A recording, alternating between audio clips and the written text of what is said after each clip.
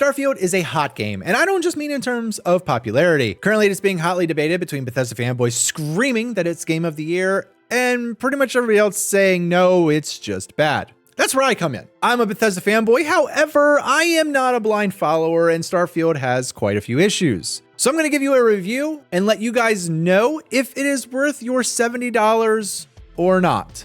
Just for transparency, since I'm calling myself a fanboy, Fallout 4 and Skyrim are two of my most favorite games that I've ever played. I have well over 1,500 hours in both of those games, and I'm not going to include hours from New Vegas, Oblivion, or 76, which I don't really want to talk about. So I've currently beat the main story in Starfield. I'm actually about halfway through my New Game Plus, and I have about a total of 46 hours spent in the game. And wait. I know, as soon as I said that, the Bethesda fanboys immediately went down to the comments and they're like, Bethesda games don't start until like hour 60. I actually agree. Starfield does get better the longer time that you play and the more that you put into it. However, that is bad game design, because it's not the fanboys that are going to keep this game running and make it so that they can continue to make these games. It is the casual players who are the main backbone that financially support this kind of game. And no casual wants to spend 40 hours in a game just waiting for it to get good. So with that being said, let's go ahead and jump into my review of Starfield, starting with the main story.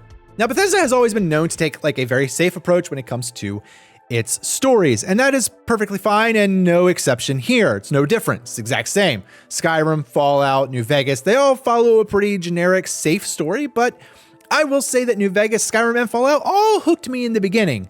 Starfield, not so much. I feel like Starfield's story kind of drug on in the early stages, and I'm going to keep this kind of spoiler free, but basically, I didn't enjoy Starfield's story until about the last 3/4 of the story. Once the Starborn showed up is when I actually became interested in the story, and it had hooked me. I do also kind of like the new game aspect that Bethesda took with Starfield and think it is a little interesting. However, I do have some downsides with that as well, but I'm not going to go into that because it is all spoilers.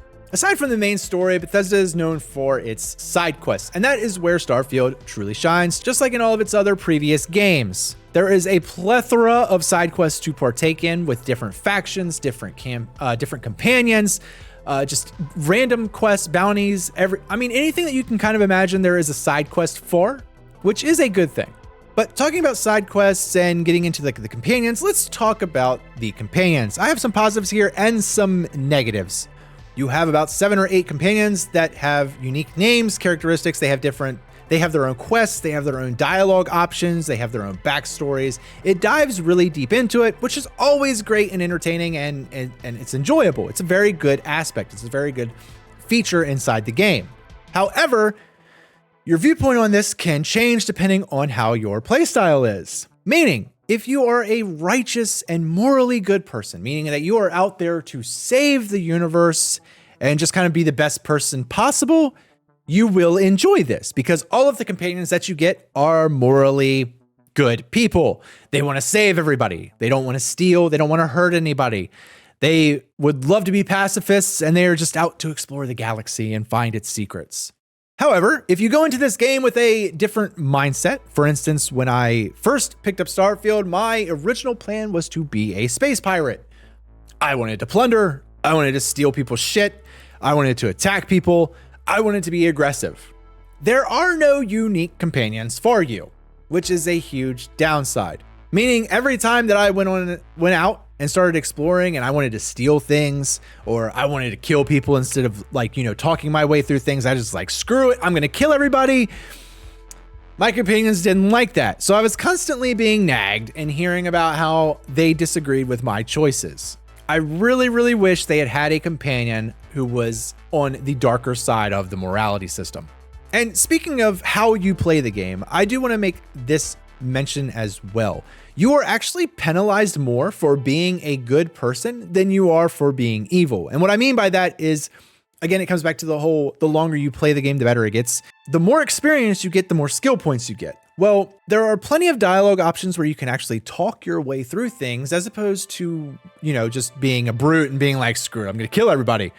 If you do persuade people and avoid as much combat as possible, you're actually heavily penalized because you miss out not only on good loot and money, but experience.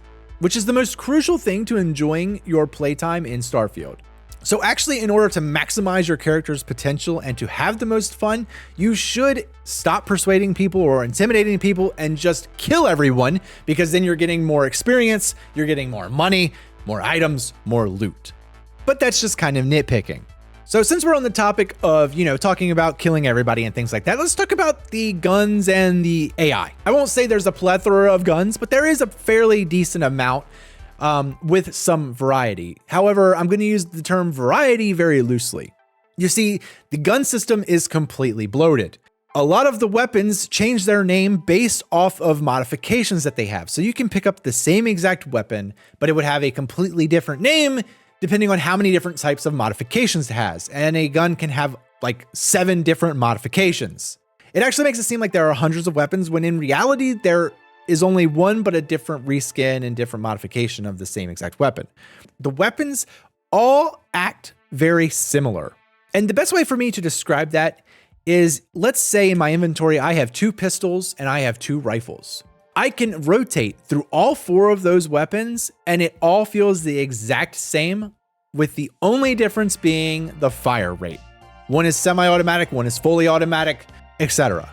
Most of the weapons just feel the same, so it does actually subtract some from the fun. While mentioning that bloat, I want to talk about the different ammo types, because there are literally so many different ammo types that it becomes confusing for you as a player to know what kind of ammo you're actually trying to use and find. That is just annoying. They could eliminate probably close to 12 different ammo types and it would be plenty to still have to go through. And the last thing I want to talk about as far as the weapons is the melee weapons. All the weapons inside of Starfield are the exact same other than the damage that they do. If you use a small knife, it is just like using a large fireman or battle axe. There is literally no difference between the melee weapons other than how they look. And it's kind of disappointing. So talking about that, let's go into the AI and the actual combat itself. Enemy AI is just like any other Bethesda game. It hasn't changed since Skyrim. Enemies are stupid. They will stand behind cover, then run out and run straight at you. There is no real challenge per se when it comes to playing Starfield. You never really feel threatened that you're gonna die. But the enemy AI is what it is. Even raising the difficulty, all it does is just increase the amount of health that the enemies have, and it increases the damage that they do. And speaking about the amount of health that enemies have, I feel like it is slightly unbalanced in that enemies take a lot of rounds to kill. And a lot of that has to do with how the accuracy system works with the guns, which is just bad and outdated. Overall, the most difficult aspect I found through my playstyle, and still continuing even through my New Game Plus playstyle, is that I actually run out of ammo in the early game, like quite frequently, and have to switch through multiple different weapons just to continue on through whatever it is that I'm doing. So once I visit a new town or a big city or whatever, I find a vendor and I immediately buy up every possible round of ammunition that I am using just to have a more enjoyable play experience. But I'll say, the guns and stuff, once you play the game more and your skill points go up, it does become a little bit more enjoyable. It's not bad, it just needs work. So I feel like I've been kind of negative here. I want to just kind of capitalize on some of the more positive aspects before jumping into probably the biggest negative of this game, which is also its biggest appeal, and that's exploration. Let's talk about the shipbuilding. So the shipbuilding is actually a really nice system. It's very fun. You can spend quite a bit of time just navigating through the menus, piecing together your ship and things like that. There's no real huge guide system on it, and it can be a little confusing at first to understand what parts kind of go together with other parts. But once you play around with it and get a feel for it, you can really create some cool looking stuff. However, it is another aspect of you really have to have more time invested into it because you need a lot of crafting materials and credits in order to actually build and upgrade your ships. So another really positive aspect is the outpost system. Every planet and moon that you go to, you can create outposts, which are basically like small little moon or planet bases. Every planet has materials that you harvest, and once you build an outpost, you can build machines that will automatically harvest those materials. This cuts down on the amount of time that you have to spend in order to basically hunt for the materials to make upgrades and make, increase skills and things like that.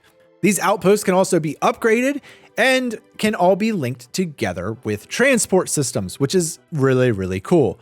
Unfortunately, again, this is something that you have to have more time put into the game to truly enjoy, because you have to allocate skill points and resources in order to start building this stuff. But once you get to that point, it is very fun, and it is a very time-consuming process because you can literally get lost in designing and building bases. I'll go over another positive, and it kind of reiterates kind of what I've been saying, and that is the skill point system. Bethesda always does a good job, in my opinion, of making decent skill trees, and it does make a noticeable impact on your character and playstyle as you level and gain more. It's no different in Starfield. The skill point system is good. More skill points means that you're able to build really cool outposts. You're able to build even cooler ships. You're able to build and modify your weapons even better. The skill point system is a shining example of Starfield when it's the most fun. But again, you have to spend time in order to gain the experience to acquire all of those skill points. Starting out, you're going to be just basically looking at survival and improving your gunplay. It's not until you either finish the main story or you've sunk in, like I said, 40 hours into the game, that you can start branching off into like science and different other talent trees to improve like your ship combat, your ship building, your weapon and suit modifications and things like that. It is a really well done system. It's, again, just time consuming, and you have to put in the time in order to really, really enjoy it. Speaking of the ships, I want to touch on the ship combat. In the beginning, it was really fun. However, because I was putting all my skill points inside of my character, meaning that I could shoot better and do things like that, I didn't have any skill points into my ship tree. Combat at higher levels began to suck because my ship was still a basic ass model, and I was getting blasted away when I was trying to get into ship battles and do things like that, which basically caused me to avoid every possible ship battle that I could do, which you can do by fast traveling and jumping around. However, once you start investing skill points into that tree, the ship combat becomes pretty fun. Okay, so now that we've gone over pretty much everything, let's talk about the big one in the room. The main reason you are buying Starfield or wanting to play Starfield is its space exploration. And I wish it was all positive, but it's not. Space exploration is very cool. When I first started the game, it massively appealed to me. The map, the galaxies, everything looked amazing. I liked the idea of traveling to different planets and moons and exploring. However, it became tiresome and very, very annoying. And let me explain why. You can open up your universe map and look at all the other galaxies and things that you can go to. However, you cannot actually travel to them.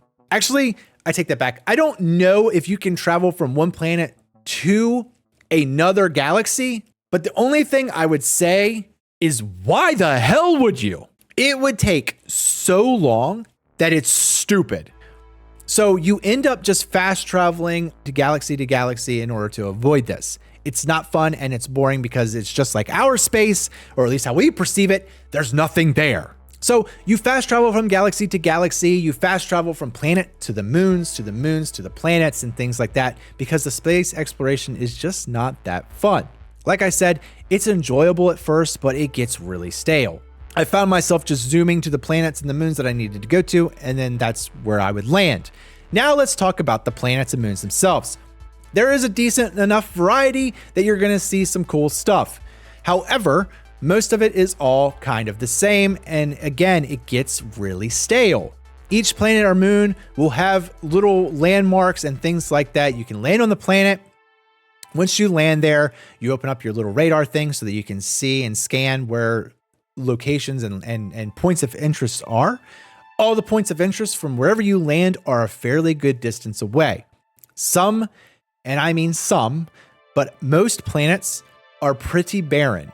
You will land your ship and you will literally run for 1 minute, 60 seconds from your ship to the landmark just to be able to explore. Because in that time frame of running from your ship to the landmark, there's nothing of real interest to distract you. Like you're just running from point A to point B. You'll see rocks or something you can harvest, but after you've harvested about 30 different rocks, you're kind of over that system and you're just trying to get from point A to point B. So you run literally for 60 seconds in order to get to a landmark, and all the landmarks are pretty much kind of the same. You'll find outposts, you'll find abandoned camps, you'll find alien monster caves, things like that. It honestly got to the point that it was so unrewarding that it wasn't worth my time. So I went from exploring moons and planets to just kind of avoiding it unless I had a quest that took me there, just because it is so time consuming with nothing there. And I wanted to enjoy it. I really, really did. And when you compare it to like Fallout 4 or Skyrim, where you were running from like point A to point B, you would come across little towns or you just come across something that would catch your interest or that you could do. It would be another building you could go and explore while you're trying to get to your main building. Starfield doesn't have that. The planet, there's nothing there. And you'll see alien life while you're running. And while at first it's like, bro, that's so cool. Like it's an alien monster. It just becomes an annoyance because it's like, no, I'm trying to get to this next landmark to see what's there. If there's any quests, if there's any special items, anything like that. I don't want to have to stop and now waste ammo on alien monsters that don't give me anything. They're just an annoyance. That's literally all it is. It's just like the mining nodes. They're all just annoyances. And it really detracts from the exploration value of the game.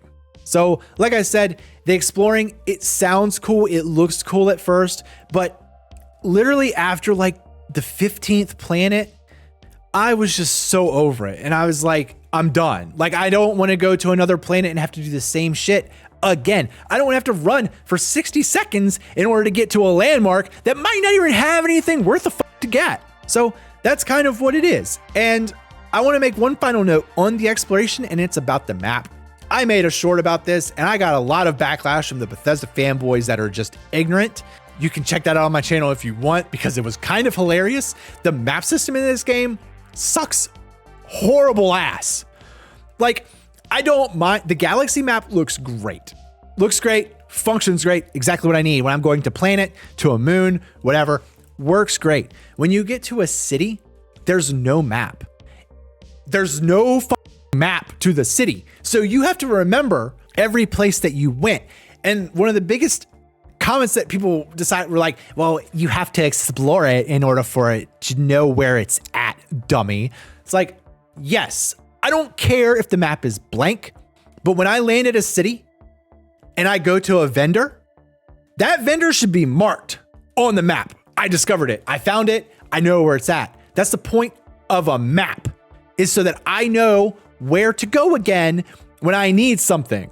So yes, the city should be blank. Once you get there, no problem. When I go to a vendor, say the trade authority, where I'm going to sell all my shit, that should be marked as the trade authority on the map. So when I leave, go off planet, come back, 3 hours later, I'm back in the city. Oh, where's the trade authority? Great. I can't find it because it's not marked on my map. So now I have to run around the city again and try to figure out where it was. Horrible design. Hate me if you want for that comment. I don't care. You're just stupid if you disagree. So I think I've covered pretty much everything. Now, let me give a final verdict here, okay? Is Starfield worth your $70? No. No, it's not. If you are a Bethesda fanboy who doesn't care about anything else, and you're just like, I am going to spend this, I'm going to play this like every other Bethesda game, yes, it is worth your $70. 100%. However, if you are not a Bethesda fanboy, this game is not worth it. And I would suggest you do exactly what I did. And that is, I purchased PC Game Pass, or the Xbox Game Pass, however you want to word it. I only play on PC. I purchased the PC Game Pass for a month and I played the game. Very well worth my $10 spent. And if you get Game Pass for a month and you don't like it, They have so many other games that you can try. It's well worth your money spent. So overall, is Starfield Game of the Year? Whew. No. It might be your game of the year if you are a fanboy, but from an objective perspective, it is not even close to game of the year. Is it a terrible, terrible game? No, it is not a terrible, terrible game. Did I have fun? Yes, I had fun. I enjoyed it. I'm still enjoying it. There's other side quests and faction quests that I want to do, and that's why I'm going to continue playing it. But it is not game of the year. So that's my overall verdict on Starfield. If you're new to the channel, if you liked this video, please do me a solid, hit the thumbs up. If you didn't, hit the thumbs down. I know you Bethesda fanboys are going to hit the thumbs down and you're going to leave a comment about it. Please do. I'll respond to them all. I don't care. If you're new to the channel, I try to branch out and cover interesting games, especially ones that interest me, but I primarily focus on WoW. I do live stream here on YouTube and Kick. I'm open to pretty much anything. If you want me to play it, if I find it interesting, I will. I'll also react to stuff live on stream if you have it and it interests me. If you want to go one step further, I actually have channel memberships and a Patreon. It offers you some behind the scenes stuff and just some hidden stuff, hidden perks, things like that. All of my socials and links are down below. I'll see you guys in the next one.